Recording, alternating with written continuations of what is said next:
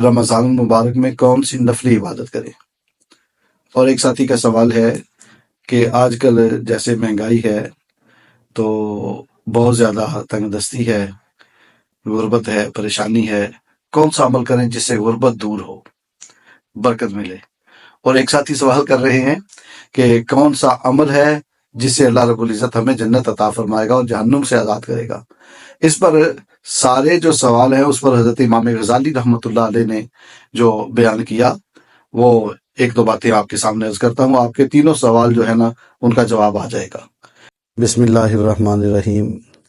رمضان المبارک کا بابرکت مہینہ ہے اور اس مہینے میں ہر عبادت کا ثواب اللہ رب العزت بڑھا دیتے ہیں۔ نفل کا ثواب فرض کے برابر اور فرض کا ثواب 70 فرضوں کے برابر کر دیا جاتا ہے۔ حضرت امام غزالی رحمۃ اللہ علیہ اس امت کے بہت بڑے امام ہیں۔ آپ مکاشفۃ القلوب میں صفحہ نمبر 608 پر ارشاد فرماتے ہیں کہ رمضان المبارک میں 4 کام کثرت سے کرو کہ 2 کاموں سے تم اپنے رب کو راضی کر لو گے اور 2 کے بغیر چارہ کار نہیں۔ جو 2 پہلے کام بتائے ان میں سے پہلا ہے کہ لا الہ الا اللہ کا ذکر کثرت سے کرو، اور حدیث پاک بھی ہے افضل الذکر لا الہ الا اللہ۔ حضور تاجدار دو عالم صلی اللہ علیہ وسلم نے فرمایا کہ سب سے افضل ذکر لا الہ الا اللہ کا ذکر ہے۔ اور نزہۃ المجالس میں علامہ سفوری رحمۃ اللہ علیہ ارشاد فرماتے ہیں رمضان المبارک میں محفل ذکر میں شامل ہونے والے کو اللہ رب العزت ہر قدم پر پورے سال کی عبادت کا ثواب عطا فرماتے ہیں، اور اللہ رب العزت فرماتے ہیں کہ وہ بروز حشر میرے عرش کے سائے کے نیچے ہوگا، جو رمضان المبارک میں اللہ کے ذکر کی محفل میں شامل ہوتا ہے۔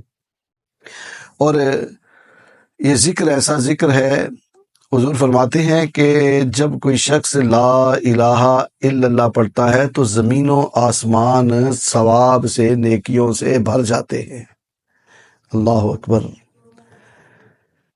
اور دوسرا کام جو ارشاد فرمایا، آپ فرماتے ہیں استغفار کی کثرت کرو۔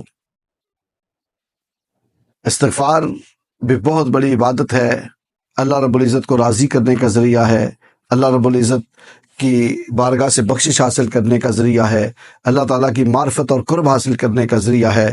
حضرت حسن بصری رحمۃ اللہ علیہ سے کسی نے سوال کیا کہ اے حسن بصری رحمۃ اللہ علیہ، ہمیں یہ بتائیں کہ قحط ہے، ہم کیا کریں؟ جب قحط کی شکایت کی تو آپ نے فرمایا استغفار کثرت سے کیا کرو۔ کسی نے غربت کی شکایت کی تو آپ نے فرمایا استغفار کثرت سے کیا کرو۔ کسی نے اولاد نرینہ کے بارے میں پوچھا کہ کیسے ملے گی تو آپ نے فرمایا استغفار کثرت سے کیا کرو۔ کسی نے باغ کے خشک ہونے کا ذکر کیا تو آپ نے فرمایا استغفار کثرت سے کیا کرو۔ اس نے کہا حضور یہ بات آپ کو کہاں سے ملی؟ تو آپ نے سورہ نوح کی آیت نمبر 10، 11 اور 12 جو ہے وہ تلاوت کی، جس میں اللہ رب العزت نے ارشاد فرمایا فَقُلْتُ اسْتَغْفِرُوا رَبَّكُمْ إِنَّهُ كَانَ غَفَّارًا يُرْسِلِ السَّمَاءَ عَلَيْكُمْ مِدْرَارًا وَيُمْدِدْكُمْ بِأَمْوَالٍ وَبَنِينَ وَيَجْعَلْ لَكُمْ جَنَّاتٍ وَيَجْعَلْ لَكُمْ أَنْهَارًا۔ اللہ رب العزت کا یہ کلام آپ نے ذکر کر کے ارشاد فرمایا کہ اگر تمہیں غربت ہے تو پھر بھی کثرت سے استغفار کرو، اگر قحط ہے پھر بھی کثرت سے استغفار کرو، اگر اولاد نرینہ چاہیے پھر بھی کثرت سے استغفار کرو، اور اگر باغ خشک ہیں، قحط پڑ گیا ہے، بارش نہیں ہو رہی تو پھر بھی استغفار کثرت سے کرو۔ یہ ایک استغفار ہی تمہارے لیے کافی ہو جائے گا۔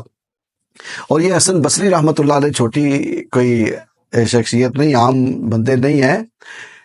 حضرت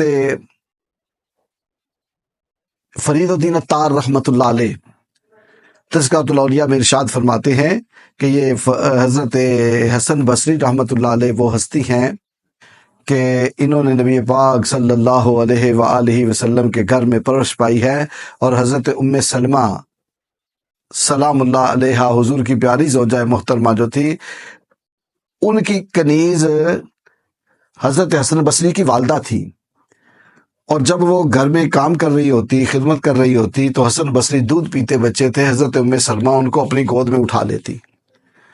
انہوں نے حضور کے گھر میں پرورش پائی ہے، تو حضور تاجدار دو عالم نور مجسم صلی اللہ علیہ وآلہ وسلم کے گھر میں پرورش پانے والے اور حضرت ام سلمہ رضی اللہ تعالیٰ عنہ کی گود میں پرورش پانے والے، اور جب یہ روتے تو ام سلمہ اپنا دودھ انہیں پیش کرتی تو یہ ان کا دودھ پیتے، تو یہ ام سلمہ رضی اللہ تعالیٰ عنہ کا انہوں نے دودھ پیا ہے، حضور کی پیاری زوجہ محترمہ ہماری ام المومنین جو ہیں ان کا۔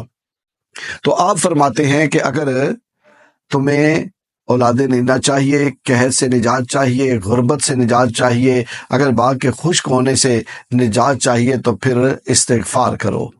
اور امام غزالی نے بھی فرمایا کہ 4 کام کرو، پہلا کیا ہے؟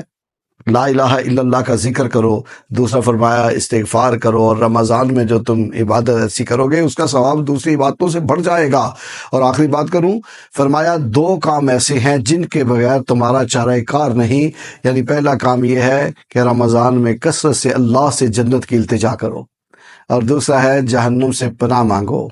حضرت انس رضی اللہ تعالیٰ عنہ حدیث کے راوی ہیں، ترمذی شریف کی حدیث پاک ہے، حضرت انس فرماتے ہیں جو شخص 3 بار اللہ سے جنت مانگے، جنت بھی عرض کرتی ہے یا اللہ اسے جنت دے دے، اور دوسری دعا کیا ہے کہ جہنم سے پناہ مانگو، اور حدیث پاک میں ہے کہ جو شخص 3 بار اللہ سے جہنم سے پناہ مانگے، جہنم بھی کہتی ہے یا اللہ اسے مجھ سے نجات دے دے۔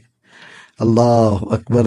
تو یہ بابرکت جو مہینہ آ رہا ہے، ہم نے کثرت سے اللہ کا ذکر کرنا ہے، استغفار پڑھنا ہے، اور اللہ سے جنت کا سوال کرنا ہے۔ جنت وہ جگہ ہے جہاں پر تاجدار رسالت، تاجدار ختم نبوت حضرت محمد مصطفیٰ صلی اللہ علیہ وسلم کا جلوہ نظر آئے گا، دیدار ہوگا، اور جہنم وہ جگہ ہے جس سے ہمیں پناہ مانگنے کا حکم دیا گیا ہے، اور ہمیں بتایا گیا ہے کہ وہ اللہ کے ناراضگی کا مقام ہے۔ اللہ تعالیٰ مجھے بھی اور ساری امت مسلمہ کو جہنم سے پناہ، جہنم سے نجات عطا فرمائے، اور جنت میں نبی رحمت صلی اللہ علیہ وسلم کے غلاموں میں جگہ عطا فرمائے۔ آمین آمین آمین۔